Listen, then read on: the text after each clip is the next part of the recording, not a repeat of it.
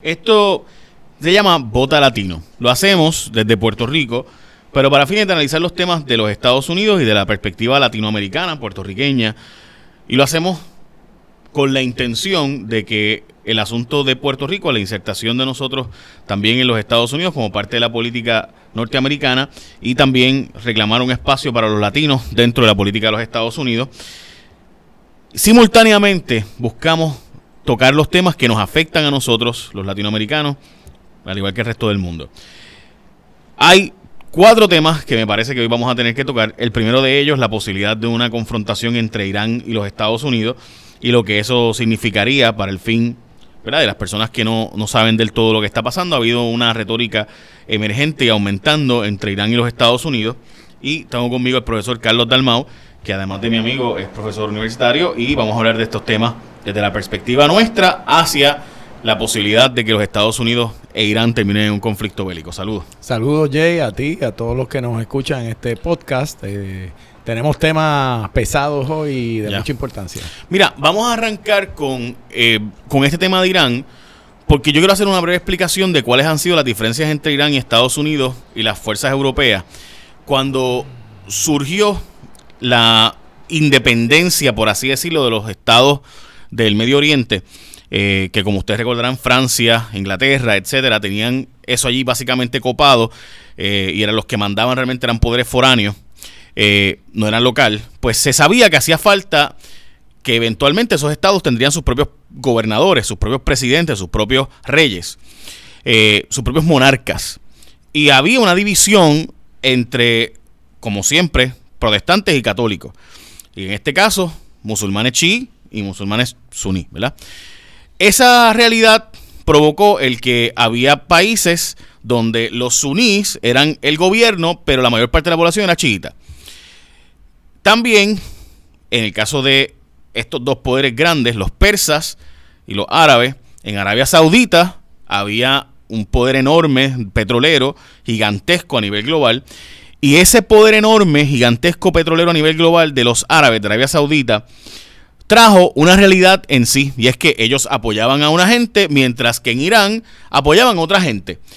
Así que los dos poderes que llevan tiempo junto con Irak, siendo estos poderes que estaban apoyando, por ejemplo, en el caso de Siria, la guerra de Siria realmente no es una guerra siria, es una guerra más de Arabia Saudita e Irán. Arabia Saudita apoyaba a el derrocamiento de Bashar al-Assad, mientras que Irán apoyaba el que continuara Bashar al-Assad. Y esa pelea es la que lleva siglos en esa zona. Los países de Europa, en vez de dejar que se formaran gobiernos conforme, ¿verdad?, a lo que fueran los intereses de los árabes y los persas, lo que hicieron fue lo contrario. Crearon gobiernos a base de sus intereses europeos, a base de sus intereses norteamericanos. ¿Qué pasa? Ahora estamos en la realidad de que hay gobiernos que son hostiles hacia Estados Unidos, como Irán, que antes era favorable a Estados Unidos cuando estaba el Shah. Y desde que están los ayatolás, ¿verdad?, pues están allí al día de hoy, una confrontación con Estados Unidos continua. Carlos, lo último que ha pasado aparenta ser que no va a haber un conflicto bélico, aparenta ser, pero sí hay unas posibilidades reales de unas confrontaciones que pudieran terminar en hacia lugares que no queremos. Y también hay una posibilidad de el asunto del petróleo convertirse de nuevo en un eje de dispararse los precios, como pasó en el 2008, que recordaremos que el precio del barril de petróleo se disparó a $148. Ahora el fracking y el gas natural es un competidor sumamente fuerte, y puede que no ocurra, pero siempre está esa posibilidad. Mira, estamos en un momento bien delicado, por lo menos cuando uno examina el debate en Washington, donde no podemos decir que estamos a punto de entrar a la Tercera Guerra Mundial, porque eso sería hiperbólico y exagerado. Lo cierto es que se están alineando una serie de factores que podrían llevar a una nueva guerra en el Medio Oriente, específicamente con Irán. En el día de ayer, en la tarde, emergió un video de un supuesto lugar secreto donde Irán tiene misiles, y se divulgó en Estados Unidos como que Irán está listo para que, si hay la mínima violación de su espacio o de sus áreas protegidas, ellos van a atacar a los Estados Unidos. Entonces, esto está escalando. Mientras tanto, en la semana pasada, el presidente anunció la movilización de nuevas tropas americanas. Se habla de 20,000 nuevos soldados en la zona. Cuando tú tienes una movilización de esa índole, pues no parece una operación táctica, parece una operación grande, porque fíjate, si hoy día muchas de las guerras pues se pelean con misiles y con drones, que tú movilices 20,000 soldados es mucho. Así es que estamos en un momento de mucho, muy delicado, y entonces tenemos a un presidente que se distingue por todo menos ser delicado. Tenemos a un presidente que lo que hace es que revés, le echa fuego si hay fuego y le dice, mira que está prendiendo el fuego, él dice, pues búscame más gasolina. Y él utiliza la misma metodología que él usaba para sus negocios de real estate. Hay un problema, sube el volumen, di que esto está chavado para después buscar una solución. Pero lo que pasa es que en estas dinámicas de política internacional, ese tipo de retórica podría ser la causa de una situación bélica y de una guerra. Entonces, tú tienes otros jugadores y eso lo podemos examinar un poco más. Acuérdate que aquí podría darse una guerra por proxy, porque a lo mejor no es Irán el gobierno, pero a lo mejor es Hezbollah, es alguno de los grupos militares que están armados, que para provocar esa gran Armagedón y guerra mundial, crean una situación. Así es que estamos ciertamente en un momento bien delicado. Cuando tú dices por proxy, ¿verdad? Los que no son abogados y no dominan el tema del proxy, pues es como que, bueno, pues no va a ser Irán, pero un representante o alguien a quien ellos apoyen. Yo no. Pero entonces viene grupos como Hezbollah y otros que han estado históricamente ISIS, Al-Qaeda en Libia, que ahora ha surgido diferentes divisiones dentro de Al-Qaeda, que pueden ser los que, representando a unos o a otros, cometan el acto. Y entonces terminamos en un momento bélico. Y de hecho hay que decirlo, o sea, Irán está allí en gran medida por el apoyo de China y también por el apoyo de los rusos. Y eso es una realidad. O sea que una intervención con Irán no es lo mismo que con Irak, que Saddam Hussein vivía más en un aislamiento después de la guerra del Golfo, porque él es el que invade Kuwait. Así que es importante recordar la historia. Había una guerra entre Irak e Irán. Estados Unidos, dicho sea de paso, ilegalmente le vendió armas. O sea, la verdad es que los republicanos hay que dársela, porque ellos siempre salen con la suya de alguna forma. Porque dime tú, Carlos, sí, ¿cómo es posible que Reagan haya, sabiendo que su gobierno estaba vendiendo a través de Oliver North y otros, vendiéndole armamento ilegalmente a Irán, porque ellos le vendían armamento a Irak? Entonces, le estaban vendiendo armas a Irak y también ilegalmente a Irán. Todo para financiar los contras en Latinoamérica, ¿no? Específicamente en Centroamérica. Y así, pues, they funneled the money, decían, ¿no? Era meterlo en un túnel. Y cómo eso provoca que el presidente Reagan, aún al día de hoy, siga siendo un presidente tan respetado y tan querido, mientras que la historia demuestra que le mintió a la nación y que además había una conspiración para venderle armas a un enemigo de Estados Unidos. Sí. Sí, de hecho, eso es un caso interesante y, ¿verdad? Pasó hace muchos años. Pero Oliver North, que fue la persona encargada, asumió total responsabilidad. Él estuvo dispuesto, lo que se llaman la teoría del fusible. Sí, un fusible existe para que no te vuele todo el sistema. Pues el fusible fue Oliver North y él se quemó para proteger al presidente. Y todavía al día de hoy, Oliver North en los grupos conservadores se considera un héroe. A pesar de que se encontró culpable de que hizo algo ilegal. Bueno, Fox News tenía un show y toda la cosa, ¿no? O sea, ¿qué pasa? ¿Por qué ese ejemplo es tan bueno y tan importante y relevante en este momento? Y es que hoy día hay todas las condiciones para una guerra por proxy que tú mencionabas y que yo también hice alusión. Pero las guerras por proxy empiezan por proxy y terminan jalando a la nación, como ocurrió en Vietnam. La gente se le olvida que la guerra de Vietnam fue realmente una guerra que empezó en los 50 entre un sector comunista del norte que quería básicamente quedarse con toda la nación y una fuerza anticomunista apoyada por los Estados Unidos. Y al principio eso era un apoyo táctico, pero Estados Unidos desarrolló la teoría del domino. Si cae Vietnam, por ahí van a caer un montón de otros países. Así que tenemos que meternos. Y aunque no fue una guerra declarada, todo el mundo sabe el desastre que fue Vietnam hasta el 75, que los Estados Unidos tuvo que dar por perdido Saigón y básicamente se fue de allí. Y usé el ejemplo de Irán contra, del conflicto Irán-Contra, porque, de nuevo, o sea, para aquellos que no saben, ¿verdad? Jimmy Carter tuvo unos problemitas con una embajada allí en Irán. Sí. Y ese problemita con la embajada de Irán, de hecho, la película Argo, que fue la película ganadora del Oscar como mejor película con Ben Affleck, pues trata de este tema, ¿no? Estos diplomáticos, sí, realmente espías de Estados Unidos que estaban viviendo en Irán, en la embajada de Irán, y cómo los secuestran y estuvieron básicamente todo un año secuestrados, y cómo una vez juramenta el presidente Reagan, pues los liberan. Una vez gana Reagan, debo decir, y los liberan, los sueltan, y todo el mundo decía, wow, ¿qué habrá logrado Reagan? Sí. Que logró el presidente de Estados Unidos logra que suelten a estos individuos, y que fue lo que provocó la derrota de James Carter o Jimmy Carter, además de la situación económica. Pero todo el mundo sabe que la situación económica tenía otras razones, ¿verdad? La cosa es que sin duda había una continua cobertura mediática de que el presidente de Estados Unidos no podía hacer nada con unos diplomáticos que tenían Irán allí raptados por el Ayatollah Khomeini. Pues resulta ser que después sabemos que es bueno que que Reagan les prometió venta de armas ilegalmente, y que aparenta ser que había, y obviamente el que se tiró encima de la espada y cogió toda la culpa fue Mr. Oliver North, sí. Pero ahí está la historia para leer, sabiendo que realmente habían unos jugadores mucho más grandes. Al día de hoy Reagan sigue siendo el presidente más respetado. Y digo todo esto para que entendamos cuál ha sido el rol de Estados Unidos en la región. Un problema de credibilidad con Irak. De aquí ganamos y se acabó. Siguen en Afganistán. Y obviamente pues Irán es el jugador más grande. Meterse en Irán no es fácil, no es cascarecoco. Dicho eso, vamos a el próximo tema.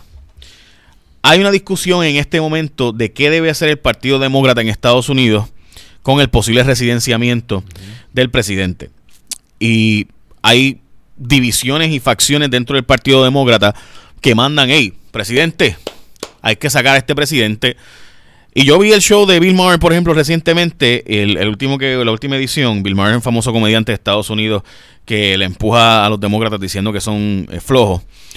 Y una de las cosas que decía Bill, y otra cosa, ¿verdad?, de las cosas que planteaban, y que para mí es bien importante, es que, bueno, ¿cuál es el resultado final de este juego?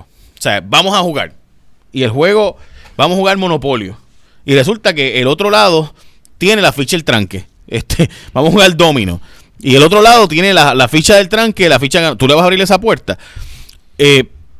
Dalmau, en este momento, y sé que estuviste en el Congreso en estos días, y sé que este es uno de los temas que más te toca, como estratega político, ¿tú crees que deben y que va a ocurrir un proceso de residenciamiento en la Cámara donde los demócratas tienen los votos, sabiendo que en el Senado no hay posibilidad? Sí.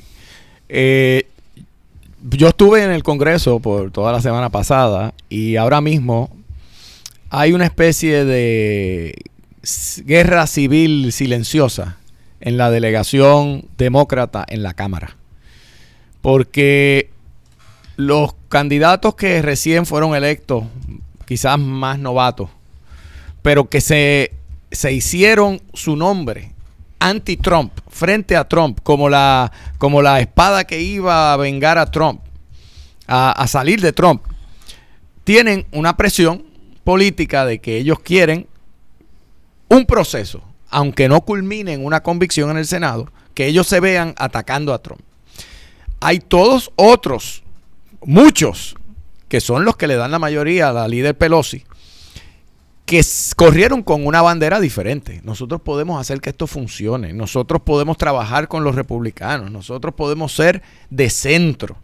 Y esa coalición no quiere el impeachment. ¿Por qué no quiere el residenciamiento del presidente? Porque luego del informe de Robert Mueller, hay una sensación que, aunque pudo haber o no algún tipo de esfuerzo del presidente para obstruir la justicia, porque acuérdate que, a diferencia de Barr, que es el secretario de Justicia, Mueller dice, yo no voy a concluir si hubo o no obstruction, pero aquí hay unas instancias que están en gris, ¿verdad?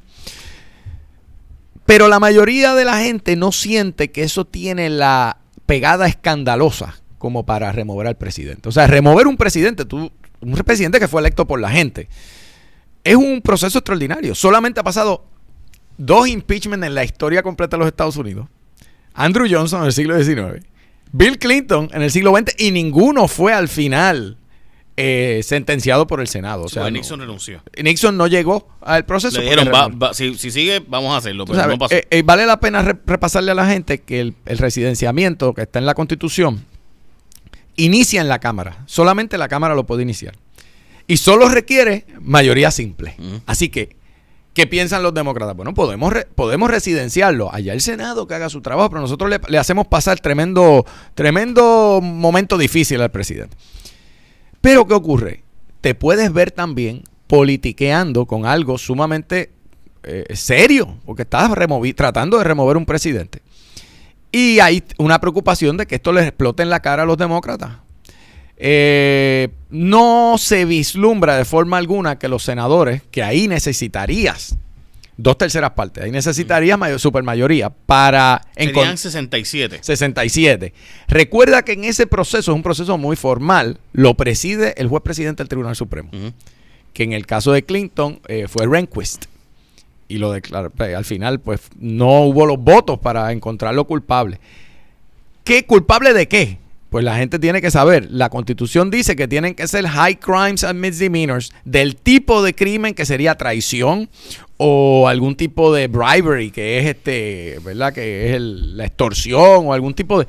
Son temas serios, y del informe Mueller no sale claro el smoking gun de cómo este presidente realmente traicionó a la nación. Está claro. Yo creo que en política sí hay los elementos para tú decir eso. O sea, yo creo que un presidente de los Estados Unidos que evidentemente recibe ayuda rusa, él sabiendo, y sus hijos sabiendo, y su equipo de trabajo sabiendo que hay una disponibilidad, y básicamente no hubo una collusion, supuestamente esa es su gran frase. Su gran frase es que no hubo una colusión.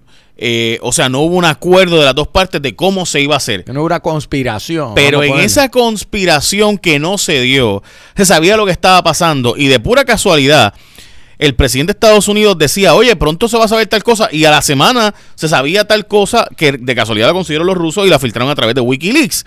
Así que ahí está la historia un poco, ¿no? Políticamente sí hay evidencia más que suficiente, y el proceso, si fuera estrictamente político, pues hay la evidencia, en mi opinión, para residenciar al presidente. El problema es que las cosas políticas son políticas, pero las cosas legales también tienen otros elementos. Y hay que decir que los votos republicanos no van a estar, y la razón es simple y sencilla.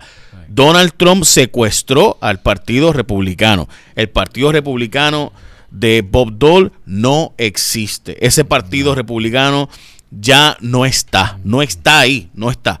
Ahora tiene un partido el mismo nombre, de Donald Trump. pero tiene un DNA diferente. Correcto. Y es que Donald Trump, pues básicamente ha transformado eso, hizo una mutación.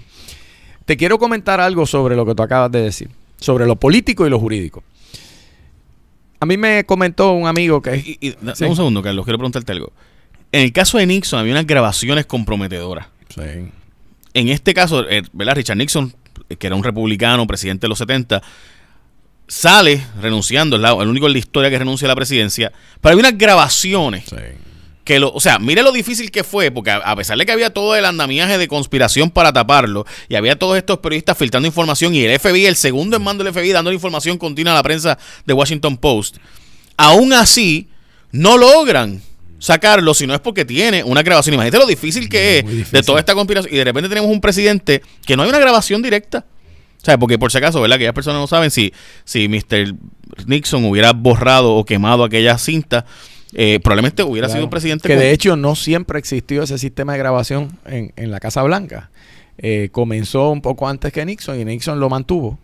Pues me imagino que con la idea de que luego se podría usar eso para sus memorias o lo que sea, pero resultó inculpatorio. Te iba a comentar sobre la diferencia entre lo jurídico y lo político, ¿verdad? Porque ciertamente es un proceso que tiene unos aspectos jurídicos porque viene de la Constitución, pero el único intérprete de lo que son high crimes and misdemeanors en la Cámara es la Cámara. Eso no es revisable al Tribunal Supremo, eso es lo interesante. Por eso cuando se cargaron a Clinton, él no pudo ir al Supremo, espérese, no, porque la Constitución dice the sole power para hacer esto son esta gente. ¿Qué pasa? Me comentaba un amigo encuestador, el que yo le pregunté, ¿cómo tú tienes el pulso? Dice, hoy el pueblo americano no está listo para un impeachment. Y los demócratas, salvo en ciertos distritos, acuérdate que Estados Unidos es bien grande, ¿verdad? En ciertos distritos, pues sí, son bien liberales y quieren caerle encima a Trump, pero la mayoría no está en ese ánimo de impeachment. ¿Qué pasa? Los demócratas no han podido públicamente hacer el caso suficientemente atractivo como para que el pueblo esté.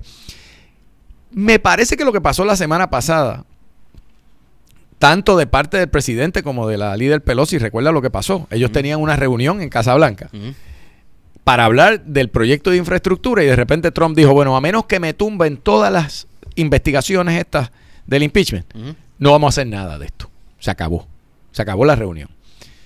¿Qué hizo Trump? Mira qué listo es. Él sabe lo que sabe el amigo mío encuestador. Así que él dijo, yo caso la pelea ahora. Exacto. Yo no voy a esperar un mes. Exacto. Yo la caso ahora. Yo tengo trancado esto. Y tú o dejas esto o vamos. Claro, Pelosi, Schumer tratan de reaccionar, pero se ven a la reacción. Y el presidente se ve a la ofensiva y hoy día hay mucha incertidumbre de lo que va a pasar, pero la mayoría de la gente piensa que un residenciamiento hoy sería hasta conveniente para el presidente Donald Trump. Podría ser hasta conveniente políticamente para él. Yo creo que lo sería, porque lo convertirías en víctima. Claro. Hay que decir y él es un maestro en eso. Este es el problema un poco de las filtraciones, que la prensa, que tengo que decir que me parece importante discutir también, Dalmau.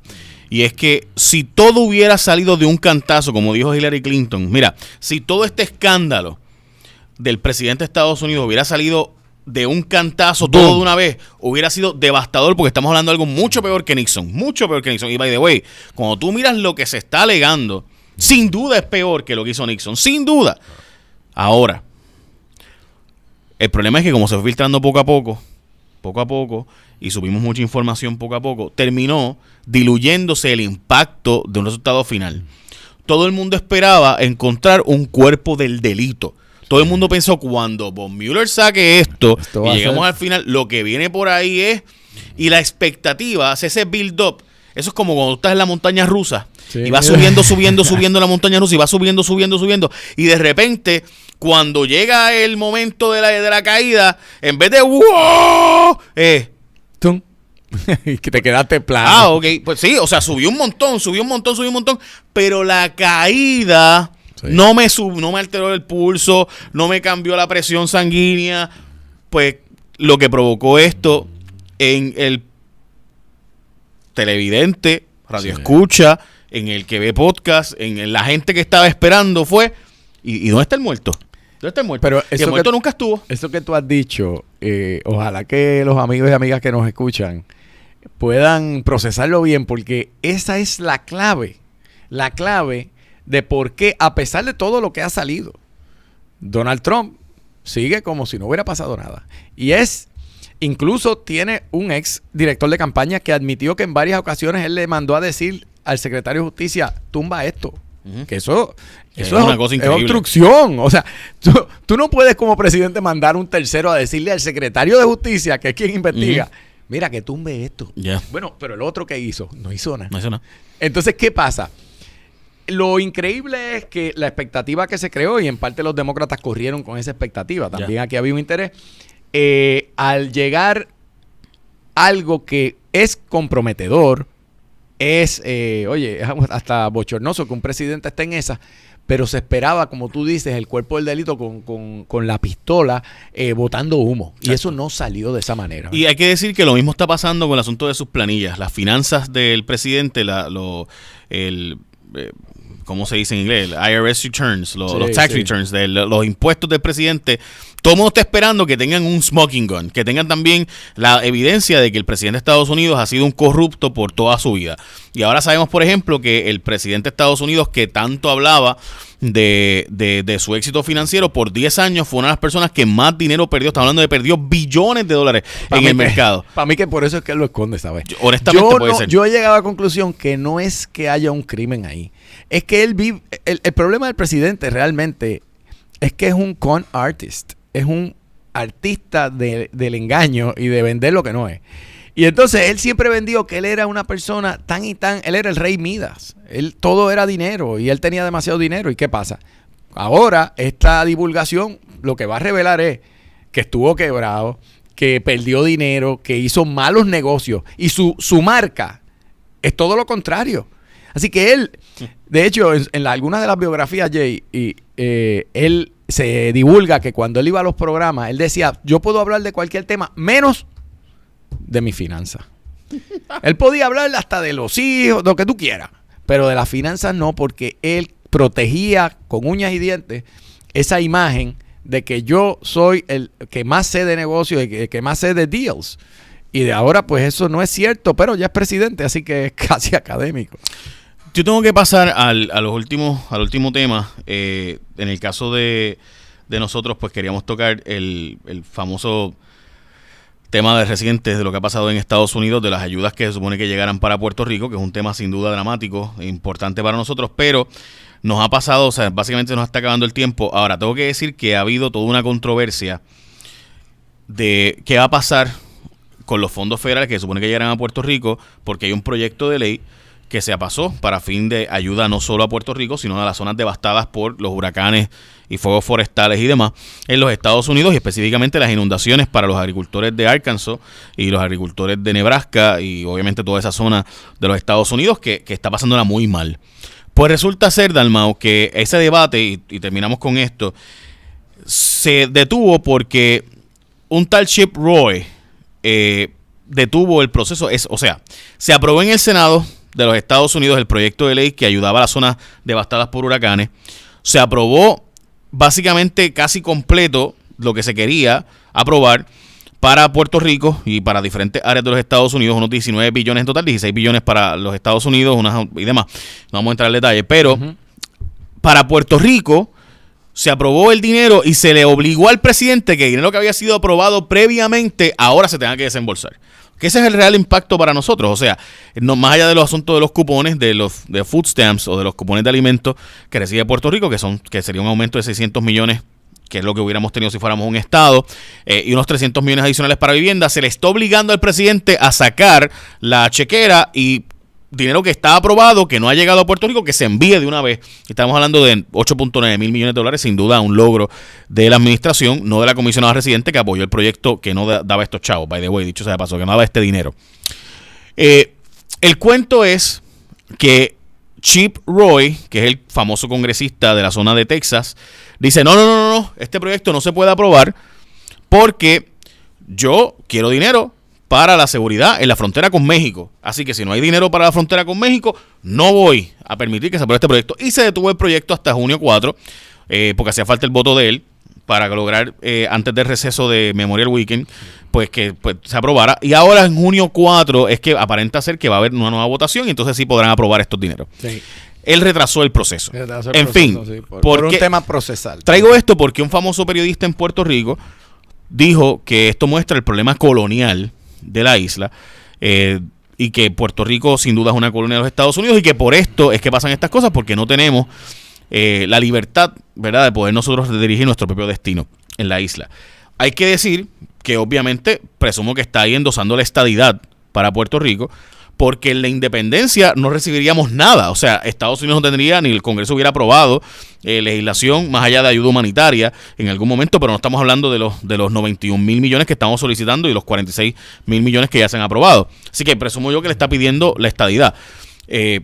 Pero, porque la estadidad, pues tendríamos 5 congresistas y 2 senadores que reclamarían para Puerto Rico, ¿verdad? El problema es que este periodista aparenta que no es estadista, ¿no? Yo no lo sé. Aparenta ser que cree más en la libre asociación o independencia, y no lo sé, no lo desconozco. En la independencia no recibiríamos nada. En la estadidad, esto pasa todo el tiempo. O sea, esto no fue un proyecto para Puerto Rico. Esto fue un proyecto para diferentes estados. Y los estados, incluyendo la Florida, un estado sumamente poderoso, incluyendo Texas, otro estado que fue víctima de Harvey, Nebraska, con sus agricultores, e Indiana, de donde es el vicepresidente de Estados Unidos, tampoco han recibido los fondos. Y no les cuento que el estado más poderoso de todos, que es California, tampoco ha recibido los fondos gracias a que ha habido una oposición de parte de grupos republicanos. Así que estamos hablando de que los estados más poderosos de la nación, que han sido impactados por desastres naturales, las Carolinas, por ejemplo, Florida, Texas, California, Nebraska, no recibieron los fondos tampoco. Así que la estadidad no te garantiza. ¿Por qué? Porque cuando tú perteneces a una nación con diversos intereses, con 435 congresistas en la Cámara y 100 en el Senado, pues en efecto puede ocurrir que no se apruebe algo aunque tengas la estadidad. Así que me parece, ¿verdad?, que es un poco el debate que hay que tener. Te escucho. Mira, es interesante, es un tema que nos ocupará otro podcast, pero aquí empezamos a mojarnos los pies. Que el tema del estatus de Puerto Rico a veces se convierte como en una especie de chivo expiatorio que explica todo lo malo, todo. Y también la otra cara de esa moneda es que si se resolviera eso de una u otra manera, todo estaría bien, todo funcionaría. Los huracanes nos darían la vuelta y no nos atacarían. No habría que hacer nada. Y este ejemplo que tú traes es parte de ese discurso. Porque sí hubo quien mencionó que este señor Chip Roy, que es un representante de San Antonio, Texas, detuvo esto solo él porque somos colonia. Mira, lo que pasó fue que la mayoría de los congresistas se habían ido ya para su receso de Memorial Day Weekend y quedaban 3 gatos allí. Así que para lograr esta aprobación tenía que ser por consentimiento unánime. Y él decidió hacer un statement y decir, mira, esto tiene impacto. Yo no estoy de acuerdo con cómo esto se está haciendo, así que aquí hay que llevar una votación del Committee of the Whole, que es de todos los miembros de la Cámara. Así que él se ganó su estampita en los periódicos, aparece con los conservadores como un tipo responsable. En San Antonio, con los grupos republicanos, el hombre que está ahí para defender la frontera con México. Exacto, pero por ejemplo, digamos, si uno lleva a la conclusión lógica lo que se comentó, pues si Puerto Rico llega a ser Estado, lo cual digamos que no es colonia, sí es Estado, porque ya se resolvió el problema y se escogió ser Estado, pues eso hubiera pasado de todas maneras porque esa realidad procesal iba a ocurrir y ese señor iba a decir, a mí me importa que seas Estado, que tengas DC fuera Estado, Puerto Rico fuera Estado. Si Puerto Rico fuera, por otro lado, un país independiente, que es una vía legítima que tiene el país para resolver su dilema de estatus, pues no tendría ninguna legitimidad para pedir nada en el Congreso, porque sería autosuficiente y si quiere pedir pues alguna ayuda, pues allí le darán la ayudita que le pueden dar a Haití o a algún sitio. Así que me parece realmente fuera de foco argumentar que esto ocurrió y este retraso ocurrió por la condición política de Puerto Rico. Realmente, hoy día lo que está pasando es peor que eso, porque es que Trump ha sido muy efectivo en crear una sombra sobre Puerto Rico y sobre la honestidad del gobierno de Puerto Rico cuando pide dinero, y cada vez que tienen una oportunidad de retrasar fondos que van para Puerto Rico, ahí está eso. Yeah. Pero no, yo creo que no tiene que ver en ese caso, ¿verdad? Hay otros muchos problemas que vienen por la situación de subordinación, pero no este. Yo creo que sí es un problema serio del estatus de Puerto Rico, el no tener allí gente que te represente directamente. Por ejemplo, miren lo que pasó. Jennifer González apoyaba el proyecto que era más malo para Puerto Rico. Oye, hombre, que no era malo, pero que no era el mejor. Jennifer González, nuestra congresista, por ser leal a los republicanos, decidió apoyar el proyecto de los republicanos que le daba solo 600 millones a Puerto Rico. Este proyecto que se aprueba gracias a los demócratas, y esos son los hechos, esto no es mi opinión, gracias a los demócratas en el Senado, importante, que fue en el Senado donde se dio esa pelea originalmente y después también en la Cámara, pero ciertamente en el Senado era donde era difícil la cosa, se logró que se solicitaran los desembolsos de 8.9 billones para Puerto Rico, 600 millones y 300 millones de dólares adicionales y unos 5 millones adicionales para otros proyectos y 154 para acueducto y alcantarillado. Estamos hablando de que Jennifer González se conformaba con 600 millones. Aquí se consiguió 100 veces más que eso.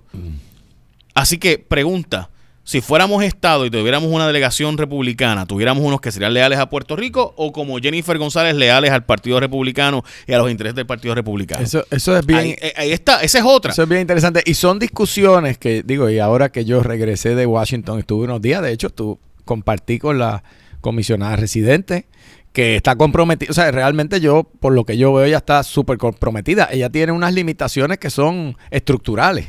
Ella está tratando. Pero lo que sí te iba a comentar es que allí lo sabe todo el que va allí. No hay ningún tipo de simpatía con el reclamo, especialmente en el gobierno de Trump y en la mayoría republicana. En el Senado no hay ninguna simpatía con la idea de la estadidad para Puerto Rico. Aún para algunos demócratas lo aceptan como un principio de justicia, de derecho, pero saben que no es practicable, que no es practicable. Y por lo bajo, mucha gente dice, mire, usted podrá venir a dar el show para que se gane su primera plana en Puerto Rico y acá lo aplauda quien no sabe. Pero eso no tiene ninguna probabilidad porque la visión, imagínate, Jay, toda la discusión que se está dando es cómo reestructurar promesa, que eso es lo próximo que está en el pipeline. Yeah. Cómo mejorar promesa para que haya más transparencia, para que el dinero llegue. Todo eso está basado en la superquiebra. Yeah. La superquiebra, que es el título 3, digo superquiebra porque incluye la jurisdicción completa de Puerto Rico, no es viable en un estado. No lo es. O sea, que lo que quiero decir es que allí nadie se toma en serio eso y me encantaría que aquellos que creen en la estadidad se den cuenta que, mira, eso no es que tú renuncies a ese objetivo, pero hay muchas cosas que hay que reparar aquí para que eso sea una probabilidad. Si es una posibilidad. Bueno, muchas gracias. Muchas gracias a ti. Carlos Dalmau, yo soy Jay Fonseca. Esto es Vota Latino. Lo hacemos desde Puerto Rico, desde la perspectiva nuestra sobre los temas de los Estados Unidos que afectan a las comunidades latinas y también puertorriqueñas. Peace out. Adelante.